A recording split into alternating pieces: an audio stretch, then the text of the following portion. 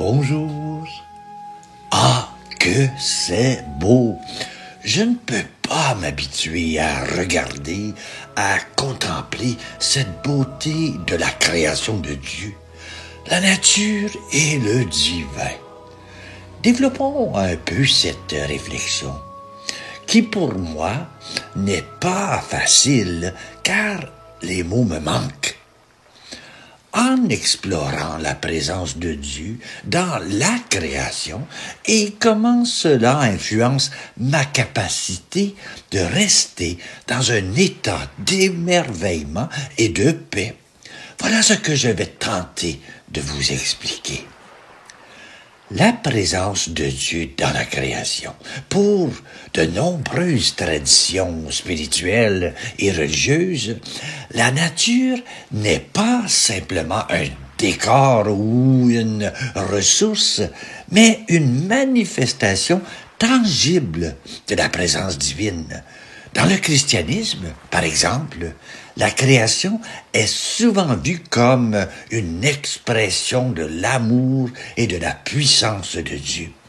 Saint François d'Assise voyait la nature comme une sœur et un frère, une création sacrée qui reflète de la gloire de Dieu. De même, dans d'autres traditions, comme le bouddhisme ou les spiritualités autochtones, la nature est perçue comme imprégnée d'une énergie sacrée ou d'une conscience universelle.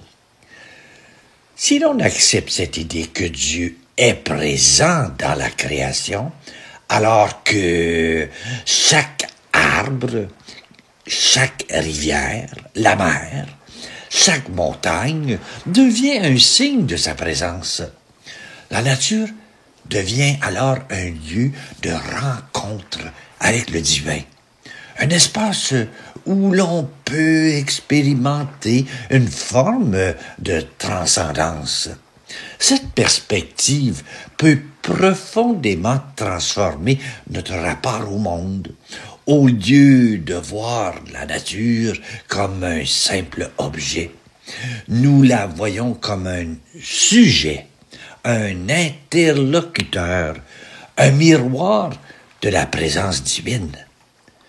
Pourquoi ne ressentons-nous pas toujours cette présence? Si Dieu est présent dans la création, pourquoi ne vivons-nous pas constamment cet émerveillement et cette paix? Plusieurs raisons peuvent expliquer cela. La fragmentation de notre attention. Dans un monde hyper connecté et bruyant, notre attention est constamment sollicitée par des distractions extérieures, écrans, obligations, bruit, et intérieurs, pensées, soucis, des peurs. Cette fragmentation nous empêche de nous ouvrir pleinement à la présence divine dans la nature.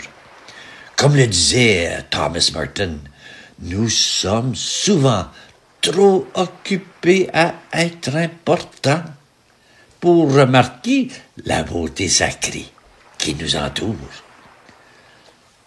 La perte du sens du sacré dans notre société, dans les sociétés modernes, la nature est souvent réduite à une ressource à exploiter ou un simple décor.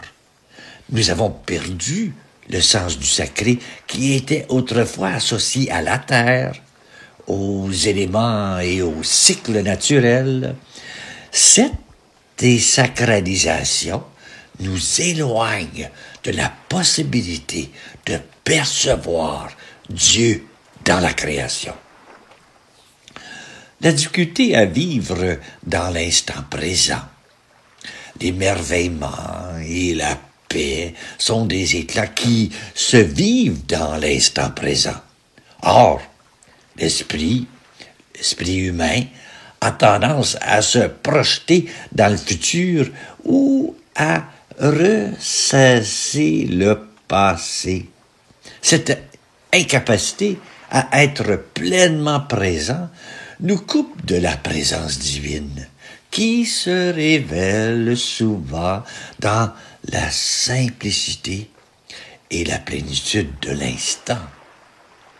La question de la souffrance et du mal dans notre réflexion serait la présence de la souffrance dans le monde, y compris dans la nature, catastrophes naturelles, maladies, etc., peut rendre difficile la perception de Dieu comme étant pleinement présent dans la création. Cette tension entre la beauté de la nature et la réalité de la souffrance est un défi spirituel pour beaucoup. Comment je peux retrouver cette connexion? Si Dieu est présent dans la création, comment pourrons-nous cultiver une conscience plus profonde de cette présence et vivre davantage dans l'émerveillement et la paix? Voici quelques réflexions possibles. La contemplation. Prendre le temps de contempler la nature avec attention et gratitude peut nous aider à percevoir la présence divine. Que ce soit en regardant un coucher de soleil, en écoutant le chant des oiseaux ou en sentant le vent sur notre visage. Ces moments de contemplation peuvent devenir des prières silencieuses. La pratique de la gratitude. Remercier pour la beauté de la création, même dans ses formes les plus simples, peut nous aider à rester en émerveillement. La gratitude ouvre notre cœur et nous rend plus réceptifs à la présence de Dieu. Le silence et le recueillement. Dans le silence, nous pouvons entendre la voix de Dieu qui parle à travers la nature. Les moments de solitude et de recueillement dans la nature peuvent être des occasions privilégiées pour renouer avec cette présence. La reconnaissance de l'interconnexion. Comprendre que nous faisons partie d'un tout, que nous sommes liés à la nature et à Dieu, peut nous aider à vivre dans un état de paix et d'harmonie. Cette conscience de l'interdépendance peut transformer notre rapport au monde. L'acceptation de l'impermanence, l'émerveillement et la paix ne sont pas des états permanents, mais des moments précieux qui ponctuent notre existence. Accepter cette impermanence peut nous aider à apprécier davantage ces instants de grâce. Dieu est peut-être présent dans la création, mais notre capacité de percevoir cette présence dépend de notre état intérieur. En cultivant la contemplation, la gratitude et le silence, nous pouvons nous offrir davantage à cette réalité sacrée.